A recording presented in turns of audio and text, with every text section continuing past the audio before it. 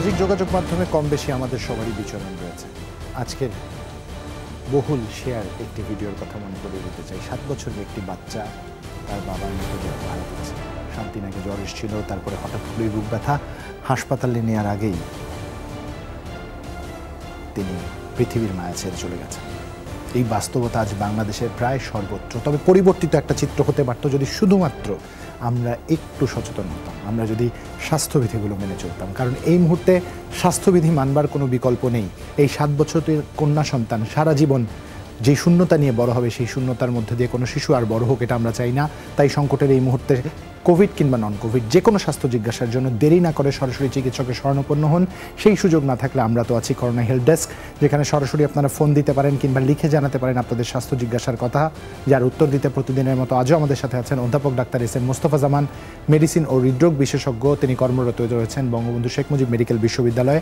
আছেন ডাক্তার শারমিন আব্বাসী, যিনি প্রসূতি ও স্ত্রীরোগ বিভাগের সহযোগী অধ্যাপক হিসেবে দায়িত্ব পালন করছেন আনোয়ার খান মডার্ন মেডিকেল কলেজ ও হাসপাতালে। এছাড়াও ডাক্তার আবু সাইদ শিমুল আমাদের সাথে আছেন, যিনি শিশুরোগ বিশেষজ্ঞ হিসেবে দায়িত্ব পালন করছেন মুগদা মেডিকেল কলেজ হাসপাতালে। এবং আপনাদের সাথে পুরো আয়োজন জুড়ে আছি আমি জুলহাস জুবাই। স্বাস্থ্য অধিদপ্তরের সবশেষ তথ্য অনুযায়ী সোমবার সকাল 8টা পর্যন্ত 164 জনের প্রাণহানি নিশ্চিত হয়েছে। দেশে মোট মৃত্যু 15,229। এদিন শনাক্তেও রেকর্ড হয়েছে 9,964টি পরিবার নতুন করে একটি সংখ্যায় পড়েছেন তাদের স্বজনদের নিয়ে। পরীক্ষার অনুপাতে শনাক্তের হার 29.30%। নমুনা পরীক্ষা হয়েছে 34,002টি। এই পর্যন্ত শনাক্ত হয়েছে মোট 9,54,881 জন। 24 ঘন্টায় সুস্থ হয়েছেন 5,185 জন। মোট সুস্থ এখন 8,39,082 জন। মৃত 164 জনের মধ্যে 109 জনই পুরুষ, বাকি 55 জন নারী। বিভাগীয় হিসেবে প্রাণহানি খুলনায় সর্বোচ্চ 55 জন, ঢাকায় 40, চট্টগ্রামে 18, রংপুর ও রাজশাহীতে 16 জন, বরিশালে 9, সিলেটে 8 ও ময়মনসিংহে 2 জনের মৃত্যু হয়েছে।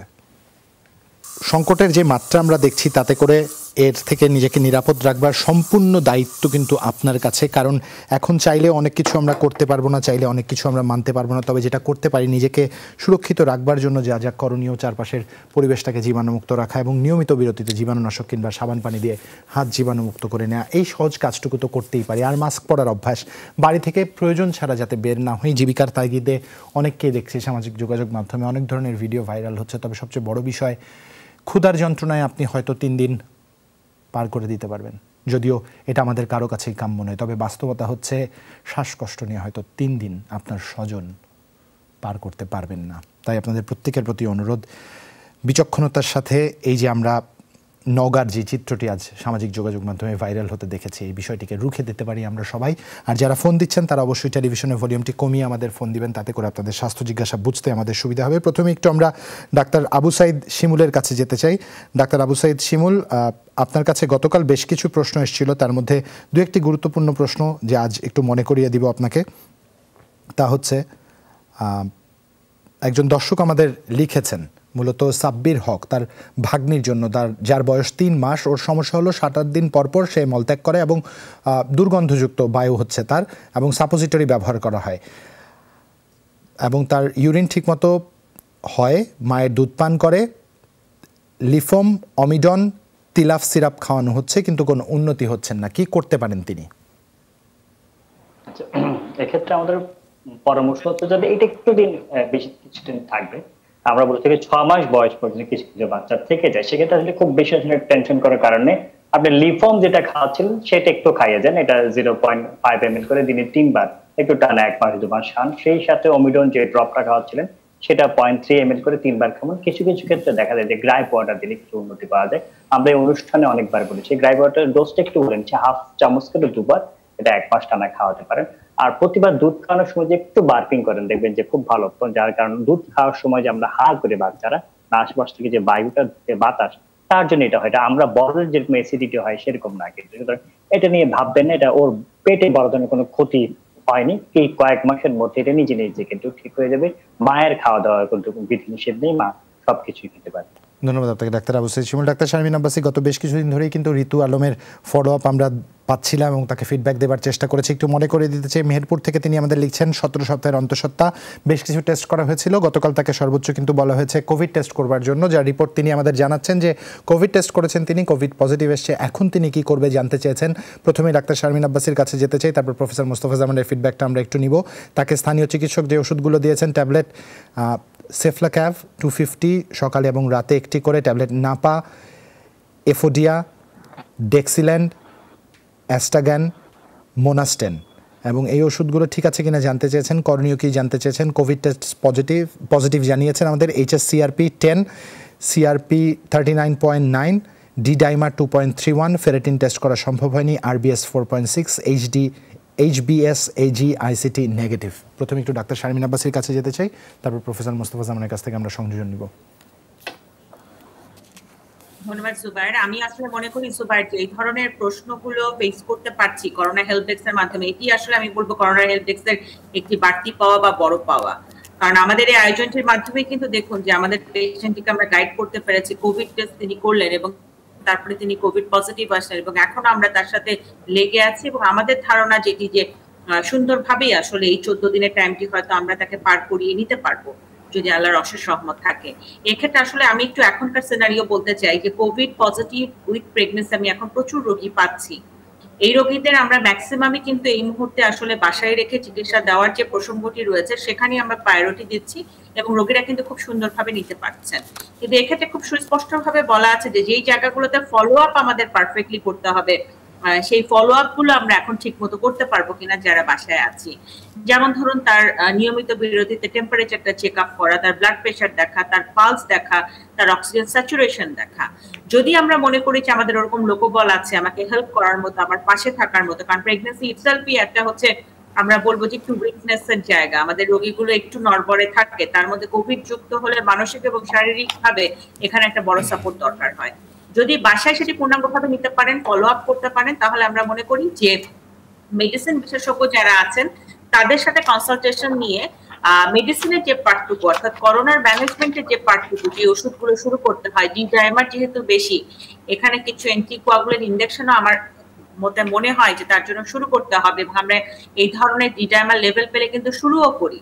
অতএব সেই বিষয়গুলো যদি আমরা সুনির্দিষ্টভাবে নিশ্চিত করতে পারি যে উনি বাসায় চিকিৎসার মাধ্যমে এগুলো নিতে পারবেন, ওনার এই সাপোর্টটি আছে, তাহলে উনি বাসায় নেবেন।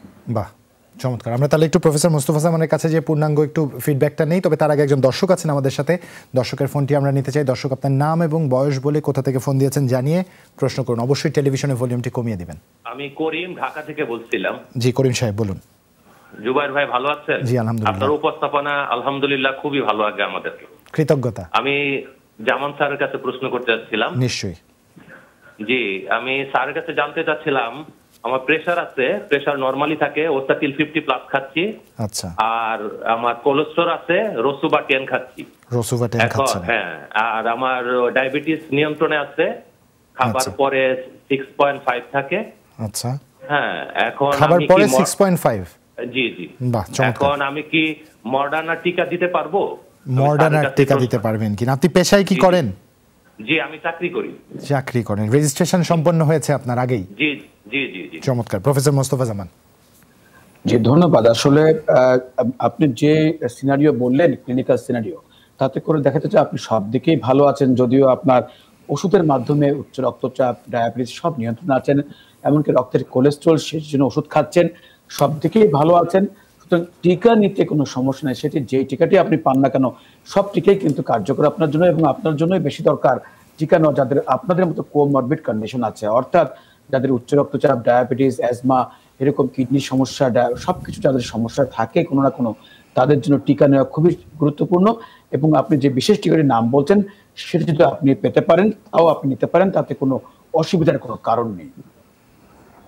ধন্যবাদ আপনাকে প্রফেসর মোস্তফা জামান। এর আগে ঋতুজি আমাদের প্রশ্নটা করেছিল, সেই প্রশ্নে যদি আপনার কোনো ফিডব্যাক থাকে। ডাক্তার শারমিন আব্বাসী বলেছেন যদিও।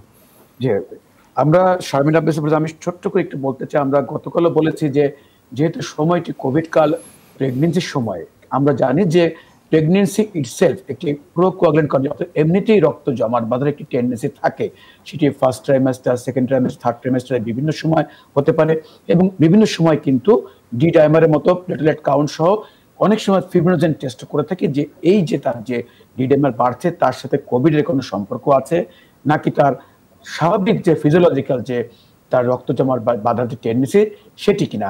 যেহেতু আমরা কালকেও বলেছিলাম যে নিবিড়ভাবে পর্যবেক্ষণ করতে হয়, এর জন্য ইন্টিগ্রেটেড ওয়েতে অর্থাৎ একজন স্ত্রীরোগ বিশেষজ্ঞ এবং মেডিসিন বিশেষজ্ঞ এবং কার্ডিওলজিস্ট সবার সমন্বিত প্রচেষ্টায় আমরা নিবিড়ভাবে পর্যবেক্ষণের মাধ্যমে সেটি ফলো আপ করতে হয়। সেজন্য চিকিৎসকের পক্ষ থেকে যেভাবে আমরা দরকার যত্ন নেওয়াটা, রোগীর কাছ থেকেও দরকার তার যে আত্মীয়স্বজন যারা আছেন যাতে করে তাকে নিবিড়ভাবে ফলো আপ করা। সেক্ষেত্রে প্রফেসর মোস্তফা জামান আমি একটু শুধু মনে করিয়ে দিতে চাই, তিনি কিন্তু জানিয়েছেন তিনি কোভিড পজিটিভ এবং ওষুধগুলোর কথা বলেছেন, ওষুধগুলো ঠিক আছে কিনা জানতে চেয়েছেন আমাদের কাছে। আমি কি ওষুধগুলো রিপিট করবো আবার? জি, আমার কাছে কোনো আমি জানতে পারি, আমার কাছে যদি পাঠাতে পারতেন বলুন। সেফাক্ল্যাভ আছে, নাপা দিয়েছে, ইফোডিয়া দিয়েছে, ডেক্সিলেন দেয়া হয়েছে, অ্যাস্টাগান দেয়া হয়েছে, মোনাস দেয়া হয়েছে। জি, আমরা যে কথা বলছিলাম এই ওষুধগুলো কিন্তু কোভিডের ওষুধ নয়। আমরা যে কোনো শ্বাসকষ্ট, কাশি হলে এই ওষুধগুলো ব্যবহার করে থাকি এবং প্রেগনেন্সিতে তিনি এটি ব্যবহার করতে পারেন। আরেকটি বিষয়, গ্যাস্ট্রিকের ওষুধ খাচ্ছেন ডেক্সিলেন, সেটিও খেতে পারেন এবং শ্বাসকষ্ট অ্যালার্জির সাথে সম্পর্কিত তিনি মন্টিলুকাস খাচ্ছেন, প্রত্যেকটি ওষুধে তিনি খেতে পারেন। যে কোনো শ্বাসকষ্টের রোগীদের জন্য আমরা এরকম ওষুধ দিয়ে থাকি, অ্যান্টিবায়োটিক দিয়ে থাকি, কিন্তু কোভিডের সাথে সরাসরি কোনো ওষুধ কিন্তু এখানে নেই যে কথা বলছিলাম। সুতরাং এই ওষুধ তিনি খেতে পারেন এবং ফলো আপে থাকবেন। যেহেতু কোভিড হলেও আমরা সব রোগীদের কিন্তু আমরা কোভিডের যে চিকিৎসার জন্য রেমডেসিভির বা অন্যান্য জাতীয় কিছু ওষুধ আমরা ব্যবহার করে থাকি। যেহেতু প্রেগনেন্সিতে আমরা আবারও বলছি নিবিড়ভাবে পর্যবেক্ষণ করে থাকি, অন্যান্য ওষুধ দিতে গেলে আমাদের নিবিড়ভাবে পর্যবেক্ষণ করে হাসপাতালে ভর্তি করে তখন দিতে হবে। যদি স্যাচুরেশন আমরা বলি যে ভালো থাকে তাহলে বাড়িতে আমরা চিকিৎসা করে থাকি, যদি স্যাচুরেশন খারাপ থাকে সেক্ষেত্রে হাসপাতালে ভর্তি করে এই ধরনের কোভিডের যে স্পেসিফিক যে ওষুধগুলো আছে সেগুলো ব্যবহার করতে বলি, অন্যথায় আমরা বাড়িতে থেকে এই ধরনের ওষুধ আমরা ব্যবহার করতে নিষেধ করে থাকি। ধন্যবাদ প্রফেসর মোস্তফা জামান। একজন দর্শক আছেন আমাদের সাথে, দর্শক আপনার নাম এবং কোথা থেকে ফোন দিয়েছেন জানিয়ে প্রশ্ন করুন। জি, আমি ফেরদৌস বলছিলাম নাটক থেকে। জি বলুন। আমার গত সপ্তাহে আমার জ্বর ছিল, জি, শরীর ব্যথা ছিল, আচ্ছা, কাশ ছিল সঙ্গে। আমি করোনা টেস্ট করাইনি, আচ্ছা, আমার জ্বরটা ভালো হয়ে গেছে, শরীর ব্যথা ভালো হয়ে গেছে। হ্যাঁ, কাশি আছে? জি, আমার কাশি আছে, এখনো শুকনা কাশি। কাশির জন্য আমি মনোস্টেল এবং নাইকফ ডি সিরাপ খাচ্ছি, কিন্তু কাশটা কন্ট্রোলে আসছে না। আচ্ছা, আপনি নওগাঁ থেকে ফোন দিয়েছেন আমাদের, তাই তো? জি, না, নাটোর থেকে, দুঃখিত। একই সাথে পরিবারে কারো কি আর এই ধরনের সমস্যা আছে কিনা? না, আমার পরিবারে কারো এরকম সমস্যা নেই। আচ্ছা, শুধু কাশি বা কাশির সাথে কি শ্বাসকষ্ট কখনো অনুভব করেছেন কিনা? না, শ্বাসকষ্ট কোনো নেই। আজকে কতদিন জ্বর হয়ে ছেড়েছে? জ্বর ছিল মাত্র 2 দিন, 10 দিন হচ্ছে আজকে। 10 দিন হচ্ছে। প্রফেসর মোস্তফা জামান, আপনার যদি আর কিছু জানবার থাকে। জুবায়ের, আমি আসলে যেহেতু খুব শোনাতে আমার কিছু সাউন্ডের সমস্যা হচ্ছে আপনাদের সাথে। উনি আমাদের ফোন দিয়েছেন নাটোর থেকে। উনি বলেছেন ওনার জ্বর এসেছিল, 2 দিন জ্বর ছিল, সেই সাথে শরীর ব্যথা ছিল এবং জ্বর ভালো হয়ে গেছে 2 দিনের মাথায়, তার এখনো কাশি আছে। জি, আমরা বলছি এতক্ষণ প্রশ্ন আমরা সবসময় পাচ্ছি। প্রথম কথা হলো যে এই যে জ্বর, সর্দি, কাশি হচ্ছে, প্রত্যেকে জিজ্ঞাসা করেন এটি কি কোভিডের কারণে হচ্ছে নাকি তার বর্ষাকালে যে সিজনাল যে সমস্যাগুলো হয়ে থাকে, এই কথা প্রশ্ন কিন্তু আমরা প্রতিনিয়ত পাচ্ছি এবং অনেকেই দেখছি তারা কিন্তু পরীক্ষা করার প্রতি এক ধরনের অনীহা কাজ করছে। তারা অ্যান্টিবায়োটিক খাচ্ছেন, এমনিতেই ভালো যাচ্ছেন কেউ, কিন্তু কারো ক্ষেত্রে হঠাৎ করে খারাপ হয়ে গেলে একেবারে শেষ সময় কিন্তু হাসপাতালে যাচ্ছেন। আমরা তখন কিন্তু অনেকেই দেখা যাচ্ছে যে আমরা সময় মতো যে চিকিৎসা দেওয়া দরকার সেই চিকিৎসা দিতে পারছি না। অর্থাৎ আমরা বলছি যে জ্বর, সর্দি, কাশি যে কোনো উপসর্গ হোক না কেন, অবশ্যই আপনার টেলিমেডিসিন অথবা চিকিৎসকের শরণাপন্ন হয়ে এবং করোনা টেস্ট অবশ্যই করবেন। যদিও আমরা বলছি যে অনেকের সবার যে জ্বর, সর্দি, কাশি হলে করোনা হবে তা কিন্তু নয়, কিন্তু যদি আপনি সময় মতো পরীক্ষাটি করতে পারেন, একদিকে পরিবারের সুরক্ষা দিতে পারবেন, আইসোলেশনে যেতে পারেন এবং অন্যদেরও নিজের চিকিৎসা যেমন করতে পারবেন, অন্যদেরও সুরক্ষা দিতে পারবেন। তবে আপনি যে ওষুধগুলো খাচ্ছেন, যেহেতু জ্বর ভালো হয়ে গেছে, আপনি হয়তো পরীক্ষা করেননি, সঙ্গে এই মুহূর্তে মোনাস খাচ্ছেন। যদি কাশি থাকে ট্যাবলেট ডক্সিকিবা 400 মিলিগ্রাম প্রতি রাতে 1টি করে আগামী 2 সপ্তাহ খাবেন এবং ফেক্সোফেনাডিন 120 মিলিগ্রাম প্রতি রাতে 1টি করে খাবেন আগামী 15 দিন। এইভাবে একটু গরম পানির ভাব নেবেন এবং ঠান্ডা ধুলোবাড়ির থেকে সবসময় একটু দূরে থাকবেন। এইভাবে চলতে থাকুন। একটু পুষ্টিকর খাবার খাবেন, ভিটামিন সি সমৃদ্ধ ফল বা লেবুর রসের যে আমরা পানীয় খেতে বলি সেগুলো পান করবেন। আশা করছি আপনি ভালো হয়ে যাবেন। তবে যে প্রশ্নটি সবাই করে থাকেন যে কতদিন পরে সুস্থ হবেন, এরকম দ্বিতীয়বার পরীক্ষা করতে হবে কিনা, করোনা টেস্ট যেহেতু করেননি, আমরা বলবো যেহেতু আপনি প্রথমবার করেননি, আপনার আসলে এই মুহূর্তে যদি আবার কোনো সমস্যা থাকে অথবা কোনো এই সমস্যা পারসিস্ট করে থাকে, তখন আপনি আবার পরীক্ষা করবেন। অন্যথায় পরীক্ষা করবার জন্য আসলে দরকার নেই, যেহেতু আপনি বলছেন আপনি আপাতত দৃষ্টিতে সুস্থ হয়ে উঠছেন। তবে যে পরামর্শগুলো দিলাম সেগুলো মেনে চলবেন। আর যে কথা বলছেন, অ্যাটলিস্ট 14 দিন, 11 দিন থেকে 14 দিন আমরা বলি উপসর্গ না থাকে, না পারেন, না যদি না খাবার প্রয়োজন থাকে, 3 দিন জ্বর না থাকলেই বলি সুস্থ হয়ে থাকেন। তবে গাইডলাইন বলে 11 দিন থেকে 14 দিনের মধ্যে আপনি সুস্থ হয়েছেন পুরোপুরি আমরা বলতে পারি, যদি কোনো উপসর্গ না থাকে। তবে যেহেতু শ্বাসকষ্ট, কাশি আছে, আমি যে পরামর্শগুলো দিলাম, যে ওষুধগুলোর নাম বললাম, সেটি গ্রহণ করবেন। কারো কারো ক্ষেত্রে ইনহেলার দিয়ে থাকি, বেক্সিটল ইনহেলার 250/25, 2 চাপ সকালে 2 চাপ রাতে, সঙ্গে একটু আপনি গরম পানির ভাপ নেবেন, তাহলে আশা করছি আপনি পুরোপুরি সুস্থ হয়ে উঠবেন। ধন্যবাদ প্রফেসর মোস্তফা জামান। একজন দর্শক আছেন, দর্শক আপনার নাম, বয়স এবং কোথা থেকে ফোন দিয়েছেন জানিয়ে জিজ্ঞাসাটি জানাবেন। দর্শক আপনার নাম এবং বয়স বলে প্রশ্ন করতে হবে। জি, ওয়ালাইকুম আসসালাম। জি, আমার নাম পপি। জি, আমি আসলে আমার ছোট বেবির জন্য ফোন করেছি। আচ্ছা, ওর বয়স কত? ওর বয়স হচ্ছে 2 বছর 6 মাস। 2 বছর 6 মাস, 2.5 বছর। জি, এখন ওর আজকে জ্বর আসছে, কিন্তু ওকে ওই নাপাস যে সিরাপটা এটা খাওয়ানো যাচ্ছে না। বমি করে দিচ্ছে? বমি করে দিচ্ছে এবং মুখে নিচ্ছে না। হ্যাঁ, ফেলে দিচ্ছে কোনো না কোনো ওয়েতে। আচ্ছা, জ্বর ছাড়া অন্য কোনো সমস্যা? না, শুধু জ্বরই আসছে। এখন জ্বর 102। এখন কি আমি ওকে সিরাপের বিপরীতে আমি সাপোজিটর ইউজ করতে পারবো? এবং বুঝতে পেরেছি। একটু পপি একটু বলবেন, বাসায় কি আর কারো এরকম জ্বর এসেছিল কিনা? বাসায় আমার জ্বর এসেছিল। এখন আমি 2 দিন জ্বর ছিল, কিন্তু এখন সুস্থ আমি। আচ্ছা, আপনার জ্বরের সাথে অন্য কোনো সমস্যা, কাশি, হাঁচি? না, জ্বরের সাথে কাশি হাঁচি ছিল না। জি, বুঝতে পেরেছি, গলাটা একটু বসে গেছে। ডাক্তার আবু সাইদ শিমুল, আপনার যদি আর কিছু জানবার থাকে। যে মোটামুটি অনেক কিছু আসলে আপনি জিজ্ঞেস করেছেন। আমি একটা জিনিস জানতে চাচ্ছি, ও কি শুধু ওষুধই খেতে পারছে না, অন্য কোনো খাবার খেতে পারছে না? না, ও ব্রেস্ট ফিডিং করছে, প্লাস একটু অন্য খাবার হালকা পাতলা খাচ্ছে, কিন্তু ওই ওষুধটা সে খেতে চাচ্ছে না। ওর বয়স কি 2.5 বছর বলেছিলেন না? জি, 2.5 বছর। এখনো সে মানে ব্রেস্ট ফিডিং করে? হ্যাঁ, এখনো ব্রেস্ট ফিডিং করে। মানে ওকে ছাড়ানোর চেষ্টা করছি, কিন্তু একটু প্রবলেম হচ্ছে। এর মধ্যে আবার জ্বর চলে আসলো। ওই জ্বর অসুস্থ হলে অবশ্য ব্রেস্ট ফিডিং বেশি করে। জি, আমরা বুঝতে পেরেছি। উত্তরটা কি এখন দিব না বিরতির পর দিব? আমরা উত্তরটা যদি সংক্ষেপে সম্ভব হয় এখন নিয়ে নেই, তারপর বিরতিতে যেতে চাই। খুব সংক্ষেপে আমি তাহলে দিয়ে দিচ্ছি। এটা খুব বেশি কঠিন কিছু না। আপনি যেটা করবেন, না অনেক সময় সিরাপ খেলে অনেক বাচ্চাদের সমস্যা হয়, সাসপেনশন দিতে পারেন, কিন্তু অনেক বাচ্চাটা খায়, কিংবা রেনোভা বা এই ধরনের অন্য একটা গ্রুপের সাসপেনশন কিনবেন, সিরাপ না কিনে, তাহলে দেখবেন খাবে। আর যারা একদম খেতে পারে না, এখন যেহেতু 102 আপনি সাবুজিটরি দিতে পারবেন। এই বয়সে আপনি যেটা করবেন, 250 মিলিগ্রাম যেটা সাবুজিটরি রয়েছে, যেটা 2/3 আপনি দিবেন। 102 হয়ে গেলে সাবুজিটরি। আর যারা আমরা বলে থাকি সিরাপ কখনোই খেতে পারে না, তাদের জন্য 100 হয়ে গেল আপনি কিন্তু সাবুজিটরি দিতে পারবেন।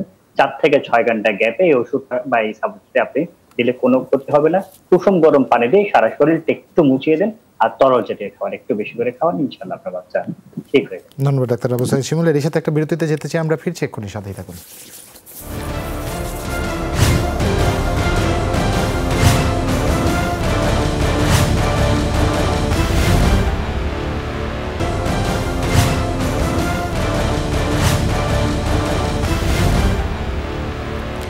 বিরতির পর আপনাদের প্রত্যেকে আরও একবার স্বাগত। দেখছেন corona help desk, Zulhas Zubair আপনাদের সাথে আছি। দয়া করে ফোন দেবার সময় অবশ্যই টেলিভিশনের ভলিউমটি কমিয়ে আমাদের ফোন দিবেন। এই পর্যায়ে একটু ডাক্তার শারমিন আব্বাসির কাছে যেতে চাই। দুঃখিত, আমরা ডাক্তার শারমিন আব্বাসি আমাদের নিশ্চয়ই শুনতে পাচ্ছেন এই মুহূর্তে আপনি? ডাক্তার শারমিন আব্বাসি, আপনার কাছে বেশ কয়েকটি প্রশ্ন এসছে, তার মধ্যে তুলি খান প্রশ্ন করেছেন চাঁদপুর থেকে। 36 সপ্তাহের অন্তঃসত্ত্বা তিনি। তার 9 মাস পর প্রথম প্রেগনেন্সি এবং তার প্রেশার 140/90 ছিল। 34 সপ্তাহে ডাক্তার তাকে সারডোপা 250 3 বেলা খেতে দিয়েছিলেন। প্রেশার কমছে না 130/90 থেকে। আপনি বলেছিলেন এর আগে লেভেটা 200 খাওয়ার জন্য। এটা কয় বেলা খাবেন? আর প্রেশার বেশি থাকলে কি বাচ্চার কোনো সমস্যা হবে কিনা? তার ওজন 76, বয়স 28, উচ্চতা 5 ফুট 4। বাচ্চার পজিশনে আছে পরামর্শ চেয়েছেন আপনার কাছে ডাক্তার শারমিন আব্বাসী। 140/90 আসলে ব্লাড প্রেশার এর থেকে যদি বাড়ে তাহলে অবশ্যই তাকে ওষুধ খেতে হবে। সারডোপার আসলে দেওয়ার পক্ষে আমরা না, কারণ আমাদেরকে পৃথিবী জুড়ে যেই ড্রাগস গুলো ফার্স্ট লাইন ড্রাগ হিসেবে ব্যবহার করা হয়, আমাদের বাংলাদেশের রোগীদের চিকিৎসার ক্ষেত্রেও তো সেটাকে আমাদেরকে মূল্যায়ন করতে হবে। সেই জন্য আমরা ল্যাবেটেলাল সুইচ ওভার করতে বলেছি। ল্যাবেটেলাল এখন 100 মিলিগ্রাম আমাদের বাজারে, আমাদের প্রেগন্যান্সিতে যারা আছেন তারা অনেকে খুঁজে পাচ্ছেন না, তাদেরকে আমরা বলেছি 200 যদি হয় তাহলে আপনি ওটাকে ভেঙে হাফ করে খাবেন। আর সেই ক্ষেত্রে হচ্ছে ওনাকে আমরা বলবো যে দুবেলা নেওয়ার জন্য 100 মিলিগ্রাম দুবেলা নেওয়ার পরে উনি 6 ঘন্টা অ্যাপার্টে ব্লাড প্রেশারটা দেখবেন যে ওটা কন্ট্রোল হচ্ছে কিনা। যদি দেখা যায় যে এটা কন্ট্রোলে আছে তাহলে আমরা বলবো যে একদিনে 2 বার ব্লাড প্রেশারটা আপনি দেখবেন, অর্থাৎ আপনি সকালে এবং রাতে 2 বার দেখেন। দেখার পরে যদি 140/90 2 বেলা ল্যাবেটেলাল নিয়ে আপনার কন্ট্রোলে থাকে তাহলে অন্য কিছু করার দরকার নাই।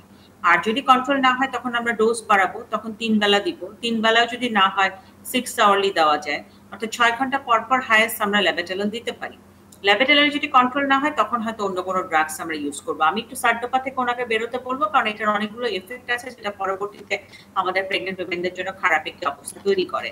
আর রিসেন্ট কালে ওনার আসলে কমপ্লিট ব্লাড কাউন্টটা দেখা আছে কিনা, ইউরিক অ্যাসিড, ক্রিয়েটিনিন দেখা আছে কিনা, এসটিপিডি দেখা আছে কিনা, দেখা না থাকলে লকডাউনের পর দেখতে হবে, এবং একটা ultrasonography of the whole abdomen, শুধু প্রেগন্যান্সি প্রোফাইল নয়, কারণ হাই ব্লাড প্রেশার লিভারের উপরও একটা এফেক্ট দেয়, যেটার জন্য আমাদেরকে একটু দেখতে হয়।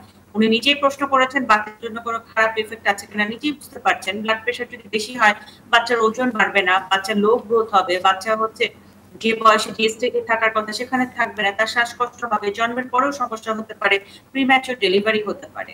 অতএব এত ভয় পাওয়ার দরকার নেই। করোনার এই সংকটে রাতে একটু ঠিক মতো ঘুমানোর চেষ্টা করুন আপনারা, এবং আমি একটু অনুরোধ করবো যে আপনার ডিভাইস নির্ভরতা কমান, ইন্টারনেট, ফেসবুক, টেলিভিশন, এই নির্ভরতাটা কমিয়ে একটু মেন্টালি ফ্রেশ থাকার চেষ্টা করেন, তাহলে আমার কাছে মনে হয় যে প্রেগন্যান্সি পার করা কঠিন হবে কিনা, হবে না। ধন্যবাদ। যদি আমাকে 30 সেকেন্ড সুযোগ, প্রথম যে পেশেন্টটা যেটা আপনি বলেছিলেন তার ডি-ডায়ামিট অনেক হাই, এই পেশেন্টকে কিন্তু অ্যানোক্সাপ্রিন ইনজেকশন দিতে হবে in case of obstetrical point of view. আমার পয়েন্ট অফ ভিউ থেকে এটি পেশেন্টটাকে একটু জানান দিতে চাই আমরা। আর সেটা নিতে গেলে কিন্তু সার্বক্ষণিক চিকিৎসকের পরামর্শে থাকতে পারেন এমন একটি ব্যবস্থা করতে হবে, অথবা হসপিটাল অ্যাডমিশন নিতে হবে। তার জন্য এটি নেওয়া একেবারেই অত্যাবশ্যকীয়। অসংখ্য ধন্যবাদ। নিশ্চয়ই ঋতু আমাদের এই কথাটি শুনতে পেয়েছেন, তার কাছে তথ্যটি পৌঁছে গেছে। একজন দর্শক আছেন আমাদের সাথে। দর্শক, আপনার নাম, বয়স এবং কোথা থেকে ফোন দিয়েছেন জানিয়ে প্রশ্ন করুন। আমি পঞ্চগড় থেকে মোহাম্মদ মনসুর আলম বলছি। জি মনসুর সাহেব বলুন। আমার ছেলে বয়স 14+, 14 বছর। জি। তো ওর জ্বর হয়েছিল। আচ্ছা। 2-3 দিন জ্বর থাকার পরে সে শুধুমাত্র নাপা খেয়েছে। আচ্ছা।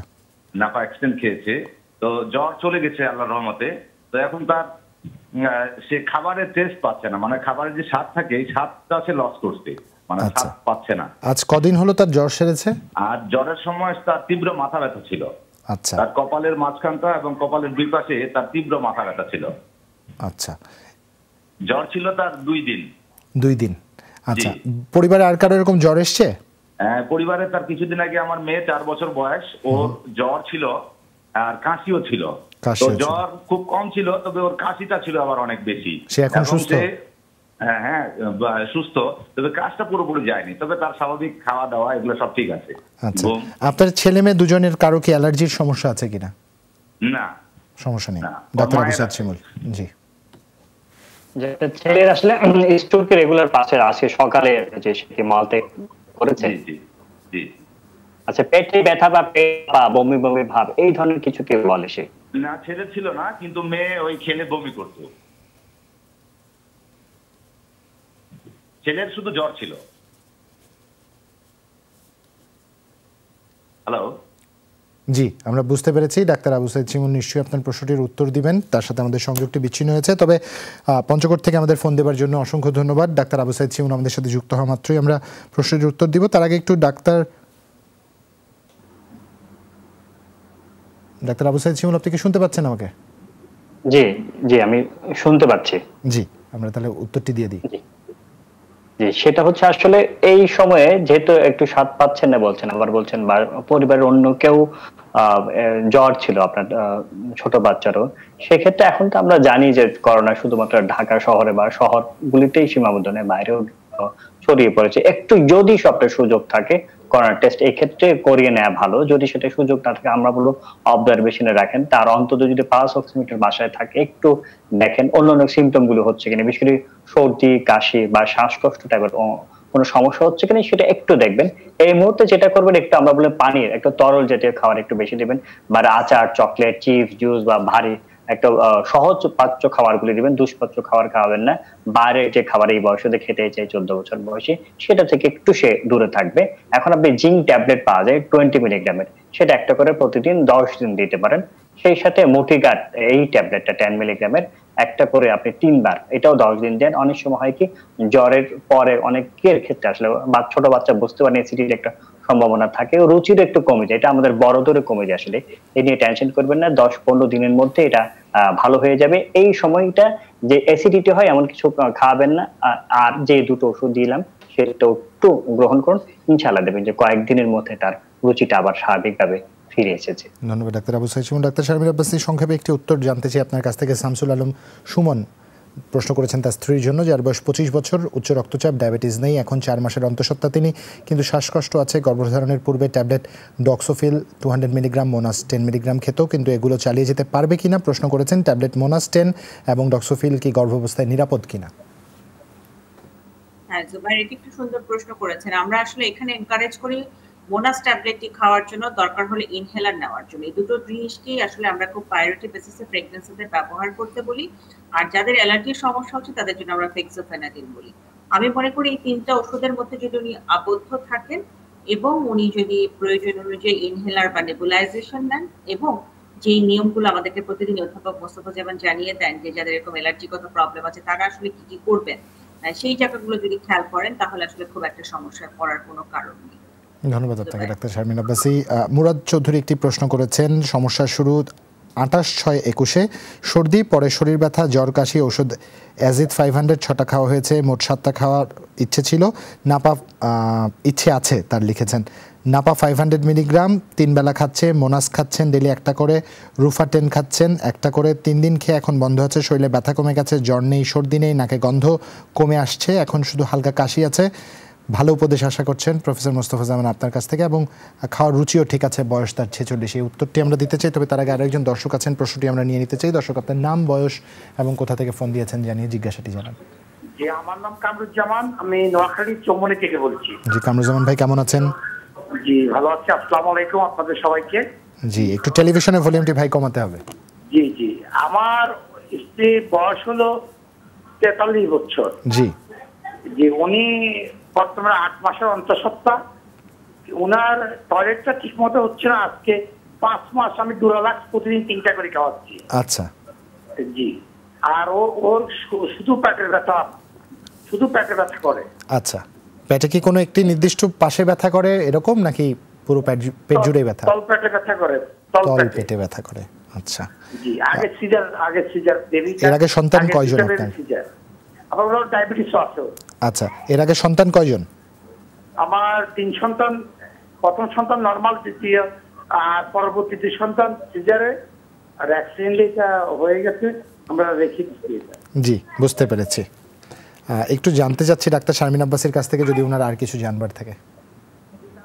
সুবাইর, আমি প্রশ্নটি বুঝতে পেরেছি, আমরা উত্তর। আচ্ছা, আমরা তাহলে প্রফেসর মোস্তফা জামানের কাছ থেকে উত্তর নিয়ে আসি।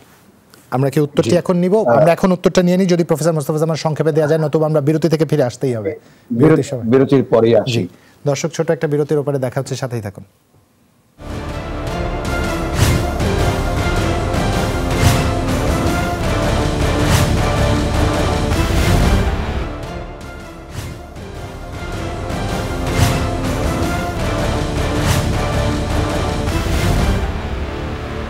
একবার সরাসরি প্রফেসর মোস্তফা জামানের কাছে চলে যেতে চাই, একটি প্রশ্নের উত্তরের অপেক্ষা করছি আমরা।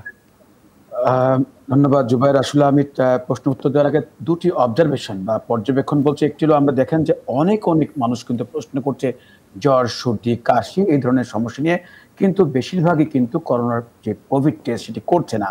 এবং যেহেতু এটি একটি ভাইরাস বাহিত রোগ এবং অনেক সময় সেলফ লিমিটিং এমনিতেই ভালো হয়ে যায়, সেজন্য অনেকে কিন্তু সেই পরীক্ষার কথা বলছেন এবং দেখা যায় পরিবারের আগে কেউ আক্রান্ত হয়েছে, পরে আবার কেউ আক্রান্ত হয়েছেন, কিন্তু তারা ওষুধ খাচ্ছেন শ্বাসকষ্টের জন্য, কাশির জন্য, কিন্তু কোভিড টেস্ট করছে না। আরেকটি অবজারভেশন আমরা দেখছি, যেহেতু পরিবারে একসাথে অনেকে আক্রান্ত হচ্ছেন, কিছুদিন পর পর যে থার্মোমিটারটি ব্যবহার করছেন, পালস অক্সিমিটার ব্যবহার করছেন, একই থার্মোমিটার একই পালস অক্সিমিটার যদি পরিবারের সবাই জীবাণুনাশক না দিয়ে মুছে ভালো করে পরিষ্কার না করে যদি ব্যবহার করেন, তার মাধ্যমে কিন্তু সংক্রমণের ঝুঁকি আছে। তাই বলবো যদি একই থার্মোমিটার ব্যবহার করে থাকেন, পালস অক্সিমিটার ব্যবহার করে থাকেন, এটি জীবাণুনাশক দিয়ে ভালো করে মুছে শুকিয়ে তারপরে আপনারা অন্যদের ব্যবহার করতে বলবেন, নইলে কিন্তু সংক্রমণের ঝুঁকি থাকে।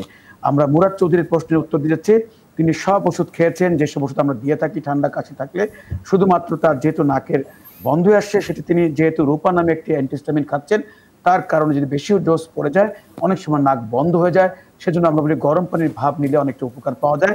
তবে আফরিন ন্যাজাল স্প্রে 2 নাকে যদি ব্যবহার করে থাকেন তাহলে কিন্তু উপকার, নাকটি খুলে যাবে, তিনি আরাম পাবেন।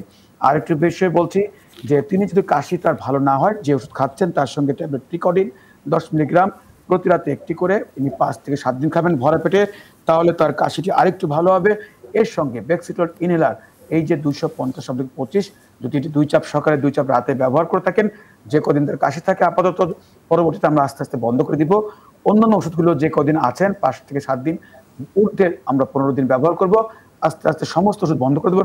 চলবে শুধু মন্টেলুকাস, মোনাস আর যে বেক্সিটল ইনহেলার, এই দুটি ওষুধ, বাকি ওষুধগুলো আস্তে আস্তে বন্ধ করে দেবো। আর অন্যান্য যে স্বাস্থ্যবিধির কথা বলছি সেগুলো নিয়ম মতো মানবেন, বিশেষ করে ঠান্ডা ধুলোবালি থেকে তিনি এড়িয়ে চলবেন।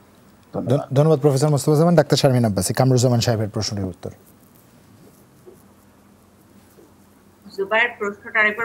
কামরুজ্জামান সাহেব প্রশ্ন করেছিলেন তার স্ত্রীর জন্য, 43 বছর বয়স, 8 মাসের অন্তঃসত্ত্বা তিনি, তার কনস্টিপেশন চলছে, ডুরালাক্স খাচ্ছেন, তাতে লাভ হচ্ছে না, তলপেটে ব্যথা আছে, এর আগে 3টে সন্তান আছে। ধন্যবাদ জুবাইর। এখানে আসলে যেটি হয় কি, এখন অনেকের ওই কনস্টিপেশনটা হচ্ছে, এরকম প্রশ্ন আজকে সকাল থেকে 8-10 বার পেয়েছি। তো এটার কারণটা হচ্ছে যে প্রেগন্যান্সিতে কনস্টিপেশন বাড়ে। এখন উনি যেহেতু ডিপেন্ডেন্ট হয়ে গেছে ওষুধের প্রতি, ওষুধ ছাড়া ওনার কনস্টিপেশন ভালো হচ্ছে না, এটা হচ্ছে আসল কথা। আর কনস্টিপেশন যখনই থাকবে ব্যথা হবে পেটে, পেটের ব্যথাটা only due to the constipation. তো সেক্ষেত্রে আসলে ওনাকে যেটা করতে হবে এই মুহূর্তে, আমি বলবো যে বাথরুম লাগলে ইগনোর করা যাবে না। সেকেন্ড কথা, প্রচুর পরিমাণে শাকসবজি, 3 বেলা করে ইসবগুলের ভুসি, এবং যেটি করতে হবে প্রচুর পরিমাণে পানি খেতে হবে। তারপরে যদি না পারা যায় তখন আমরা অসমোলেক্স সিরাপ খাবে। এছাড়া আসলে এক্ষেত্রে ওনার জন্য আর কোনো অ্যাডভাইস নেই, কারণ একদম শেষ দিকে প্রেগন্যান্সির আছেন, তো আর কিছু আসলে প্রয়োজন নেই এই মুহূর্তে। ধন্যবাদ আপনাকে। একটু ডাক্তার আবু সাইদ শিমুলের কাছে যেতে চাই। চট্টগ্রাম থেকে রাফি তার ছেলের জন্য প্রশ্ন করেছেন, 1 বছর 9 মাস তার বয়স, প্রতি 1 মিনিটে সে ইউরিন পাস করছে, সাজেশন চেয়েছে ডাক্তার আবু সাইদ শিমুল আপনার কাছে। বয়স হচ্ছে 1 বছর 9 মাস। জি। আচ্ছা, এটা এক্ষেত্রে একটু আসলে ক্লিয়ার না যে আসলে কিছুদিন ধরে হচ্ছে না অনেক দিন ধরে হচ্ছে। যদি অনেক দিন ধরে হয় তাহলে একটু চিন্তার বিষয় রয়েছে, সেক্ষেত্রে কিছু পরীক্ষা নিরীক্ষার প্রয়োজন রয়েছে। চট্টগ্রামে কিন্তু খুব ভালো পেডিয়াট্রিক নেফ্রোলজিস্ট রয়েছে, নেফ্রোলজির আলাদা বিভাগ রয়েছে শিশুদের, সেখানে একটু দেখাতে হবে। আর যদি দেখেন যে রিসেন্টলি হচ্ছে তাহলে ওটা ইউরিন ইনফেকশন হতে পারে। সেই ক্ষেত্রে আপনি যেটা করবেন, বেশি করে পানি খাবেন। কনস্টিপেশন যদি থাকে, যদি অর্থাৎ মল যদি শক্ত থাকে, সেটা বেশি করে পানি, আঁশযুক্ত খাবার এগুলো খাবেন। একটু যদি সম্ভব হয় ওটস খাওয়াতে পারেন। আমরা বলি ফল খাওয়াবেন, বিশেষ করে আমের কিন্তু প্রচুর পরিমাণে আঁশ রয়েছে, সেগুলো একটু খাওয়ান। মাংস জাতীয় খাবার একটু কমিয়ে দিন। তারপরে যদি এই সমস্যাটা থেকে থাকে, শুধুমাত্র তখনই আপনি সিপ্রোসিন অথবা নিউফ্লক্সিন এই সিরাপটা 1/2 চামচ করে 2 বার একটু 10 থেকে 14 দিন একটু খাবেন। নিয়মগুলো একটু মেনে চলুন। যদি তাতেও কোনো উপকার পাওয়া না যায়, তাহলে তো বললেন একজন শিশু নেফ্রোলজিস্ট বা শিশু কিডনি রোগ বিশেষজ্ঞের কাছে যাবেন। কিন্তু বেশিরভাগ ক্ষেত্রে দেখা যায় যে এখন যেহেতু একটু বর্ষাকাল, সেই কারণেও হতে পারে। আর ওষুধ খাওয়ালে আমরা দেখেছি বেশিরভাগ ক্ষেত্রে কিন্তু বাচ্চা ভালো হয়ে যায়, সুতরাং এ নিয়ে একদমই দুশ্চিন্তা করবেন। ধন্যবাদ আপনাকে ডাক্তার আবু সাইদ শিমুল। প্রফেসর মোস্তফা জামান, একটু আপনার কাছে যেতে চাই, ছোট করে একটা প্রশ্ন করতে চাই। অনেকে অনেক প্রশ্ন করছেন আমাদের কাছে। একজন প্রশ্ন করেছেন, শ্বাসকষ্ট আছে, রেগুলার ইনহেলার ব্যবহার করে, কিন্তু 2 দিন পর পর নাক দিয়ে শুধু পানি পড়ছে, এই মুহূর্তে তার করণীয় কি? পারভিন বাসার প্রশ্ন করেছেন, 1 মিনিটের মধ্যে উত্তর চাই। আমি উত্তর দেব, যেহেতু অ্যালার্জির সাথে সম্পর্কিত বিষয়ে তিনি আপাতত যদি নাক দিয়ে পানি পড়ে, ট্যাবলেট প্রোফেন সকালে একটি রাতে একটি, এটি খেতে থাকুন। এটি অন্তত 1 মাস খান, নাক দিয়ে পানি পড়া বন্ধ হয়ে যাবে। আর মন্টেলুকাস 10 মিলিগ্রাম প্রতি রাতে একটি করে খাবেন। আপাতত এরকম চলুক, আশা করছি আস্তে আস্তে ভালো হয়ে যাবেন, ঠান্ডা ধুলোবালি থেকে দূরে থাকবেন। ধন্যবাদ প্রফেসর মোস্তফা জামান আপনাকে। ডাক্তার শারমিন আব্বাসী আপনাকে ধন্যবাদ। ধন্যবাদ ডাক্তার আবু সাইদ সুমন। আজকে দর্শক এখানে বিদায় নিচ্ছি। সবাই ভালো থাকবেন। শুভরাত্রি।